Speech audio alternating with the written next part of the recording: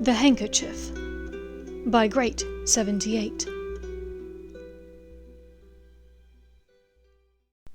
Chapter 8. Mudbloods, Murmurs, and Mockingbirds. Draco thought that the Christmas halls were going to be a dour affair at Hogwarts Castle. Many of the school's students had left, glad to escape the strange pall over the castle. The Chamber of Secrets scared everyone. Muggleborns, half-bloods, even purebloods alike. The idea of a monstrous beast living below them was no comfort to anyone. Draco had planned to go home for Christmas. His parents usually had a New Year's gala. Pym and the other elves always made a fuss over Draco at Christmas, making his favourite crepes and biscuits, decorating his suite with charmed icicles which would not melt, building a snow fortress outside in which he and his friends could play. It was a surprise, therefore, when on his weekly flu call with his mother in early December, Narcissa suggested that he stay at Hogwarts this Christmas. "I think you will be happier there, my dragon," she said with a fragile smile. "But I want to come to the gala, and Theo and Blaise were going to come. Theo's getting a new broom for Christmas, and we wanted to try it out. And Pym's snow fortress." Narcissa looked at the side as though checking that her door was firmly closed and warded. "I know you wanted to come home, my dragon, and I would love to see you. We all would, of course." She cleared her throat here and took a moment to compose herself before starting again. "Your father is upset about you losing the Quidditch match. He had to take a lot of teasing from Jeremiah Flint and Wendell Crabbe. He is furious that he spent all of that money on those brooms, only for you to lose your Quidditch match against the Potter boy. And he also heard about the duel with Potter. Severus told us that it was a draw, but you know how your father can be. He sees a draw as essentially a loss. I'm so sorry, Draco. I just feel that with how he behaved this summer, with your grades." Draco did not need a reminder about the Cruciatus curse and the glass. Yes, staying with the horrible conversationalist Vince and Greg at a draughty castle with a monstrous beast locked away deep in the bowels of the grounds sounded infinitely better than spending Christmas with his father. Because Draco had been told to stay at Hogwarts for Christmas, he figured he might as well spend his extra time doing a bit of research on the Chamber of Secrets. When the cat had been attacked, Draco and many of the younger boys found it a little bit funny. No one liked Mrs. Norris or Argus Filch, and besides, Dumbledore assured the school that the cat was going to be fine once the Mandrake restorative draft was brewed. When the young Gryffindor who kept trying to take photos of everything was attacked, this seemed to fit in with Draco's thought that this heir of Slytherin was attacking Muggleborns. Then, just before Christmas, the Hufflepuff and a ghost were attacked. If anyone had asked, Draco would have called his library research simple curiosity, but he knew that there was an undercurrent of worry. After all, at the start of the year, Draco had done a partner assignment in astronomy with the Hufflepuff, Justin Finch Fletchley, and while the bloke talked far too much, he seemed like a nice enough fellow, and that was it. He was only worried for Justin, he told himself. As it turned out, Christmas was not the awful time he had feared. He and the handful of other Slytherins who stayed were allowed the run of the common room. With no classes to disturb them, he and Vince and Greg were able to practice Quidditch, play gobstones or exploding snap, listen to music at full volume, sled down the stairs to the dungeon, and draw penises all over the blackboards in several classrooms. Plus, the Hogwarts elves also took food requests, when it was only a small handful of students, so he was still able to get his favourite speculoos crepes and Christmas biscuits. Christmas night found Draco lounging in the common room, reading a book that he had checked out at the library after seeing Hermione reading it. It was interesting. The story of a young girl and her brother and their friend in some place he had never heard of, called Alabama. Their father was a barrister of sorts. There was a man who had been arrested for attacking a woman, and the father was representing him. The girl and her brother and their friend were determined to pester one of their neighbors who wanted to be left alone. Draco was reminded of Hermione and her two nitwit hangers-on. His fingers dug into the box of chocolates that his mother and father had sent, his favorite ones from Paris. Also in the package had been an envelope, sealed and waxed and stamped with his father's signet ring. For a surprised moment, Draco had thought that it was a Christmas card from his father, but instead it had been a newspaper article from the Daily Prophet. It had been quite funny, and Draco decided that he wanted to show it to Vince and Greg. He stretched and looked up, noticing how empty the common room was. Where had those two gotten off to? Probably still gorging themselves senseless in the great hall. True, the food had been nice. It was a small crowd of people, and Draco had spent more time than he would admit looking furtively at Hermione in the candlelight. They had never shared a meal before, though he had seen her eat many times. It was a nice change, he thought, being only across the table from her, instead of across the entire great hall. He got up and walked out of the Slytherins' common room, looking left and right. No sign of Vince or Greg. Then he started towards the stairs that led back up to the entrance hall. Seriously, the elves would just need to shut down the kitchens to make those two leave.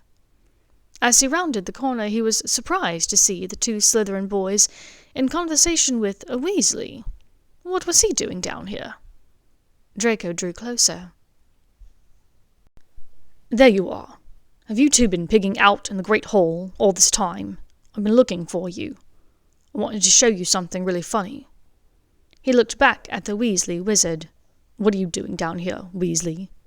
"You want to show a bit more respect to a school prefect. I don't like your attitude." The Weasley's face was turning redder than his hair. Draco rolled his eyes and stalked off down the hall, back towards the Slytherin common room. "That Peter Weasley," he started to the others behind him. "Percy," interrupted Vince. "Whatever. I've noticed him sneaking around a lot lately, and I bet I know what he's up to. He thinks he's going to catch Slytherin's heir single-handedly." Draco laughed as they reached the hidden entrance to the common room. "What's the new password again? Oh yeah, pureblood." Privately, Draco thought that as passwords go, this one wasn't very secure or terribly original, but nobody asked second years anything. Draco showed them the article from the Daily Prophet in which Arthur Weasley had been investigated and fined for bewitching a muggle car. The story of how Potter and the Weasel had gotten to school had made the rounds that autumn. It was amusing to him to see how it all had ended. Vince and Greg, never ones to really get the nuance of things, laughed half-heartedly. Merlin, it really sucked having stupid friends. He wished that Blaise and Theo had stayed behind for the Christmas halls instead. "What's up with you, Crab?" Draco asked, as the boy had started to look as though he were going to throw up. "Stomachache," Vince said. "Well, go to the hospital wing and give all those mudbloods a kick from me," he laughed. In his mind, he remembered his mother saying that Wendell Crabbe had told his father all about losing the Quidditch match. Clearly, Vince was willing to share details about Draco with his father. It would bolster his reputation if he made fun of the Muggleborns and Professor Dumbledore. "You know, I'm surprised the Daily Prophet hasn't reported all these attacks yet. I suppose Dumbledore's trying to hush it all up. He'll be sacked if he doesn't stop it soon. Father's always said old Dumbledore's the worst thing that ever happened to this place. He loves Muggleborns. A decent headmaster would have never let that slime like Creevy in." Potter, can I have your picture, Potter? Can I have your autograph? Can I lick your shoes, please, Potter? Vince and Greg just stared at him stupidly. What's the matter with you two? They finally laughed. For Salazar's sake, what the hell was in their Christmas pudding? Was there a potion that made you stupider? Saint Potter, the Mudbloods' friend, Draco continued. Once he had started talking, he found it difficult to find a stopping point. He's another one with no proper wizard feeling, or he wouldn't go around with that jumped-up Granger Mudblood. He coughed slightly at his own words. And people think he's Slytherin's heir. Draco scoffed to himself because he counted himself as one of those people. In his estimation, being a Parselmouth was pretty damning. No one really knew much about Harry Potter, other than the stuff in legend. Who was to say he wasn't descended from Slytherin? Both boys just sat there, dumbly, mouths hanging open. It really was like talking to a wall, he thought. But clearly, sometimes the walls had ears. If Vince was going to run to his father and report everything about Draco, then Draco would give them something to talk about. I wish I knew who it was. I could help them. Okay, perhaps now he was laying it on too thick. Yet Vince looked almost surprised. So Draco took that as a good sign. Seriously, did the dolt really think that a 12-year-old boy would be able to help an ancient magical beast? Gods, these two really were stupid. Greg cleared his throat and looked over weirdly at Vince. You must have some idea who's behind all of it. Draco rolled his eyes. You know I haven't, Goyle. How many times do I have to tell you? And Father won't tell me anything about the last time the chamber was opened either. Of course, it was 50 years ago, so it was before his time, but he knows all about it. And he says that it was all kept quiet, and it'll look suspicious if I know too much about it. In truth, his father had given him hardly any information. Lucius had only said that it had happened in recent history, so in his library research, Draco had cross-referenced Muggle-born deaths at Hogwarts, reported in the Daily Prophet. The only one to have happened in the last 100 years was 50 years ago, and it had been a very mysterious death. But I know one thing. Last time the Chamber of Secrets was opened, a Mudblood died. So I bet it's a matter of time before one of them's killed this time. I hope it's Granger.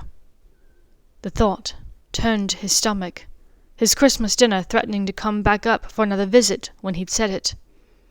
After he'd spoken, he quickly looked away, afraid that the boys might see the actual truth written on his face. But they were staring at each other, clearly trying to keep up with the conversation. Draco had a feeling that this was the most anyone had spoken to either of them in days. The two of them blathered on a while longer, and Draco lost the thread of the conversation. To be honest, he was ready to get back to his book, which was far more interesting to him than this conversation. He looked a bit longingly at the book, which was across the room at the chair in front of the fireplace. When he finally turned back to face them again, they were rushing out of the room, sick from all the extra pudding at Christmas dinner. No surprise there. Those two would eat anything that stood still long enough. To keep his mind busy and not dwell on his guilt over what he had said about Hermione to Vince and Greg, Draco found himself in the library several nights a week that winter and spring, when the rest of Slytherin House was occupied with gobstones or chess or swapping gossip over butterbeer. His Quidditch playing had improved significantly, but they only practiced a few nights a week, which left him plenty of time for research. He worked on his schoolwork, of course, certain that this would be his year to come out on top of his class. But his curiosity was piqued by this Chamber of Secrets business. He read any books he could find that seemed to have any relevance to it. He reminded himself that it was simply curiosity, the need to solve a riddle. There was no other reason to be overly concerned about it, as a pureblood. No other reason at all. The library was quiet. It was May, and exams revision would be starting soon enough. But today was Saturday, and most students were getting ready to go to the Gryffindor against Hufflepuff Quidditch match. Draco planned to go down after a while, hopefully to watch the Gryffindor team get flattened. But he had awoken thinking again about the Chamber of Secrets, so after breakfast he found himself in the library once more. Draco was alone, and he liked it that way. Reaching high for a book entitled Creatures of the Dark, he nearly jumped as he heard a loud "Tch!" behind him.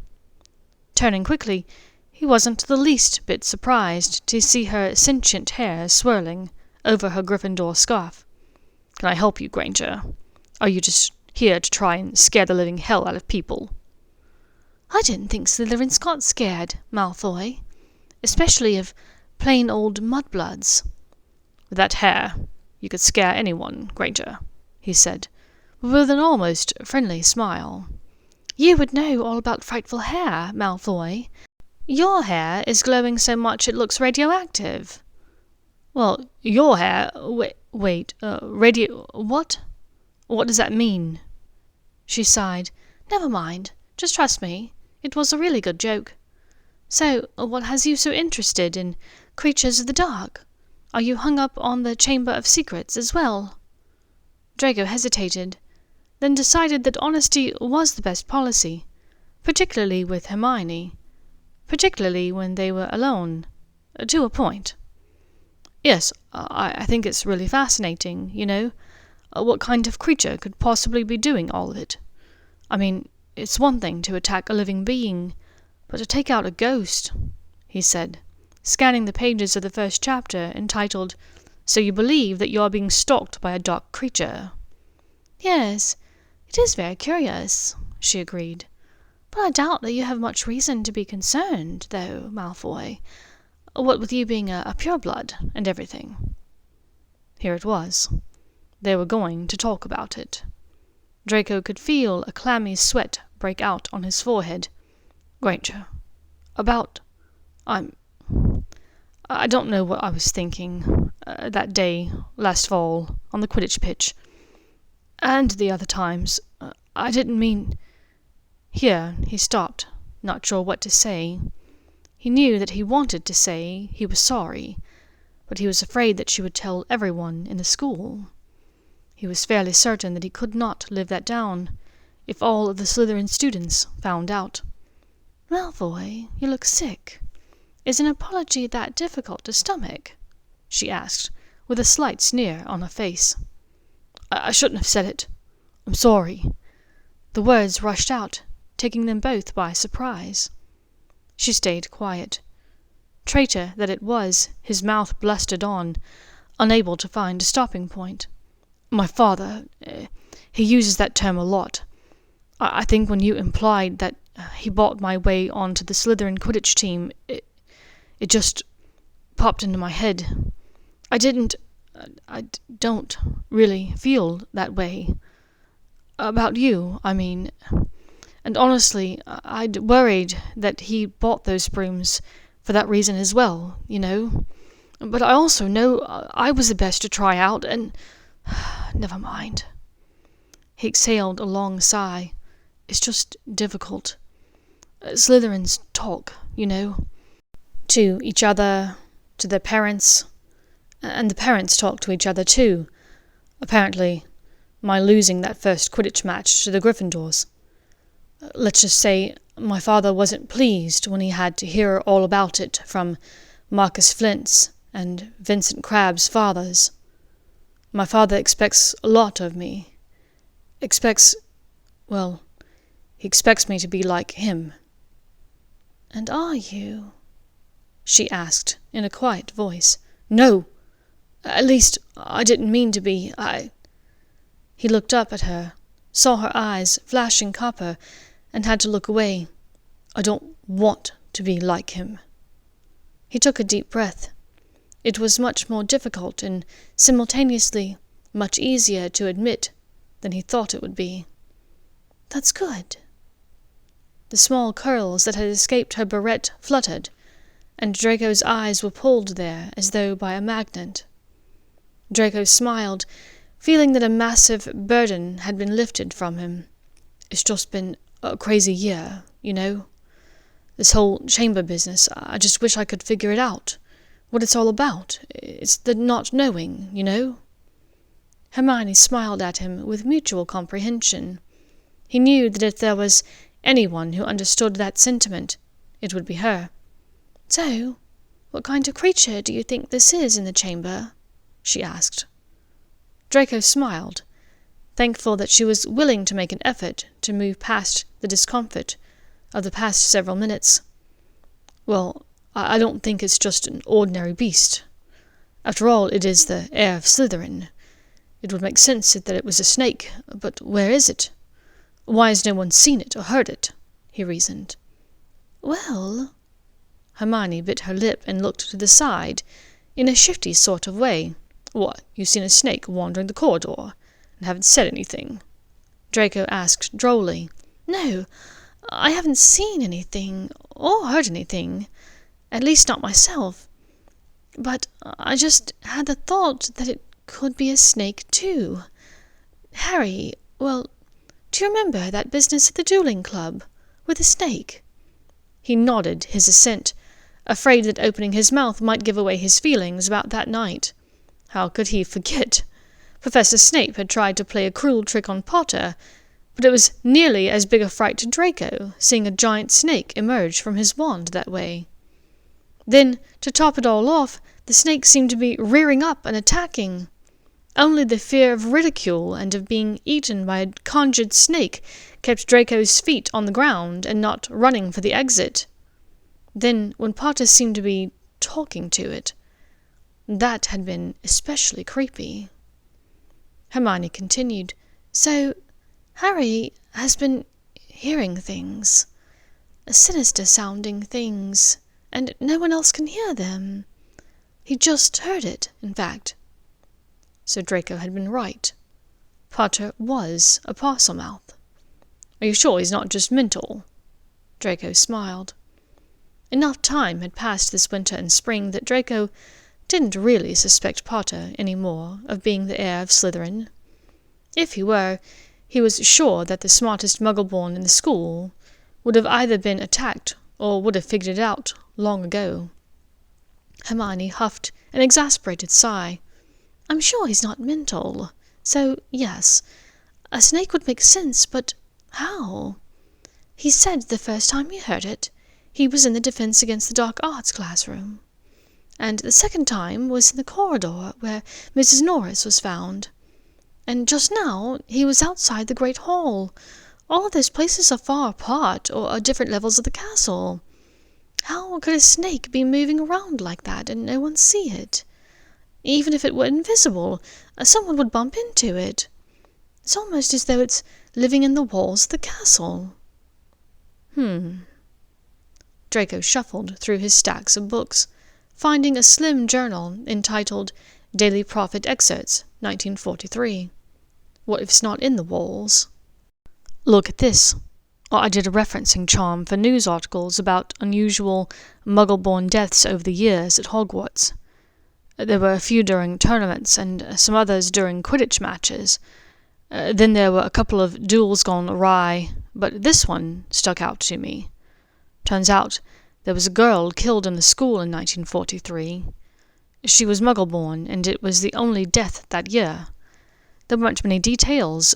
Probably the headmaster didn't want a lot of information out there, especially if it had something to do with this Chamber of Secrets." He found the page he was looking for and passed it to her so that Hermione could see the grainy black and white photo of the young girl with pigtails and glasses. It said she was found dead in a lavatory. What if...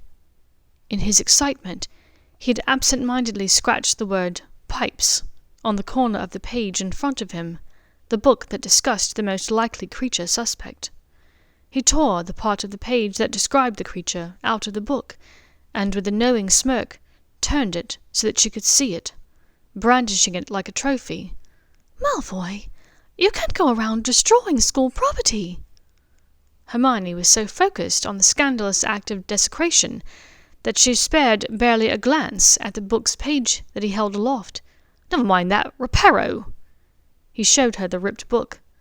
The page seemed to regrow, ink lines spreading out to reform the missing words. "How did you—" she began to ask, but he interrupted her impatiently. "Granger, I have a very extensive library back home. It has a vast collection of books, and I love speculoos crepes. It was one of the first spells I perfected." He finished with a wicked grin. "You're awful," she admonished with her own smile. "So it's possibly getting around in the pipes. This makes sense. Moaning Myrtle was found in a girl's lavatory." "Sorry, who?" Draco asked in confusion. "Oh, this!" She turned the book of articles from 1943 back to him and pointed at the photo. "Is Moaning Myrtle. She's still there.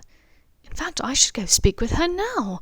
I'm certain she saw this—" Hermione's eyes scanned swiftly across the page torn from Draco's book. "This basilisk before she died. In fact, according to this segment about basilisks, that's almost got to be how she died, looking the snake in the eyes. But why did no one die this time?" Draco had squeamish thoughts about Justin lying upstairs in the hospital wing. But Hermione continued discussing it without noticing his slightly green expression. "Of course. It's because they didn't look the snake in the eyes," she exclaimed. Hermione slapped her hand on the stack of books, causing them to shift. Draco looked back at her. "What are you on about now, Granger?" He raised one eyebrow at her. She smiled a bit and looked away from him, her copper eyes searching around until they landed back on the books on the table. "No one made direct eye contact with the snake. Colin saw it through his camera. Harry said the film and the camera were burned, so it probably took the brunt of the damage. And Mrs. Norris... Well, there was a lot of water on the ground that night. Maybe she was thirsty and was drinking the water and saw the snake's reflection." "And Justin, he probably only saw the basilisk through that ghost," Draco chimed in. Their eyes met with a fierce current of understanding between them, excitement from a puzzle solved, like multiple Tetris pieces fitting just so, a wall falling away. Liquid silver met molten copper as the two leaned slightly closer towards each other in excitement. It was Hermione who broke the gaze first, quickly packing up her things. "Are you going to see this Myrtle?" he asked in excitement. "Yes, but I wouldn't advise coming along. She cries a lot, and she doesn't seem to like boys." "All girls like me, Granger," he responded with a comical leer. Hermione sped up her packing process, looking a little pink in the face, clearly excited at the idea of talking to this Myrtle girl. "Well, this one doesn't seem to like anyone," she said with a small smile. "But how are you going to get there? Didn't you say Potter heard the snake talking earlier?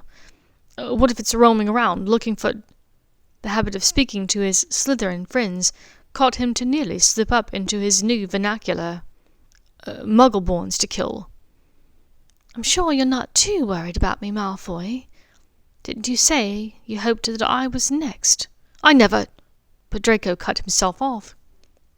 He had said that, but not anywhere near Hermione. He just looked her in the eyes, a silent apology passing between them. She huffed loudly and continued. "I have a small mirror in my bag. I can use that to look around corners as I go. Her toilet isn't very far from here." She removed a tiny handheld mirror from a pocket in the bag. "You call that a mirror? A mirror for a Cornish pixie, maybe?" "Let's see your mirror, then, Malfoy.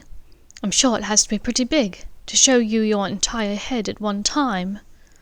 "Don't hate me because I'm beautiful, Granger." Draco quirked a brow at her. Her own brow furrowed. "That's from a television advert. Did you watch the telly growing up, Malfoy?" she asked in a surprised tone. "What's a telly?" At her disbelieving expression, he laughed. "I'm only joking. I did watch one once. My mother attended an afternoon tea at the home of a woman who was a half-blood. She had a teenage son, and he was in charge of watching me. I was about 6 or 7, and the boy made this little box come to life. Took me about an hour to realize that the people weren't trapped inside of it. I don't remember much about it, except it was fascinating. There was a blonde man and a black man with unusual hair who wore far too many necklaces, and they had one of those muggle contraptions with wheels, like the ministry cars, but bigger. It was black, if I recall. I think they were looking for things, maybe solving a crime, like a burglary." Hermione stood stock still. "You're telling me that Draco Malfoy has watched the A-Team?" she asked in complete disbelief. "Yes, that's it! The A-Team! Goodness, I've been trying to remember the name of that for years. So yes, Granger, to answer your inane question, I know all about the Pelly." "Telly? It's short for television." "Yes, whatever, Granger," he snapped, slightly embarrassed. "And you realize, of course, that there are probably thousands of shows on the telly, that the A-Team is only one of them." Yes, of course. Of course I did." He cleared his throat and looked away, even more embarrassed. He'd had no idea that the little box did anything other than show those same people in that same scenario, over and over again. In his mind, he thought of it as a music box, charmed to play only one tune endlessly. Now his mind went in 1,000 different tangents. Did the same people do other things? Did the people sleep in the telly? Were there other people inside of it? Was it all about burglaries? Did more of them wear necklaces like the man with the unusual hair? He shook his head and turned back to Hermione. "Granger, I'm serious. That mirror is quite small. Perhaps I can—" Draco wasn't sure he could pull off an enlarging charm. "It's all right, Malfoy. After all, if you give me your gigantic personal mirror, that will be 2 things I have of yours," she said, pinking a bit as she discreetly pulled out and then tucked in her monographed handkerchief into her shirt pocket. "People might start to talk." "Yes, never mind. Scratch all that." It was Draco's turn to turn slightly pink. "I'll let you know tonight after dinner what I find out," she said, as she turned to go, holding the mirror in her hand. "Yes, good. Draco began, but Hermione was gone. It was just as well. He had been about to say, "Be careful," but Hermione knew to do that. As Draco began to straighten the books to go down to the Quidditch pitch to hopefully catch the start of the match, part of him worried that he'd almost said, "Be safe," as though by speaking the words he could will her safety into existence.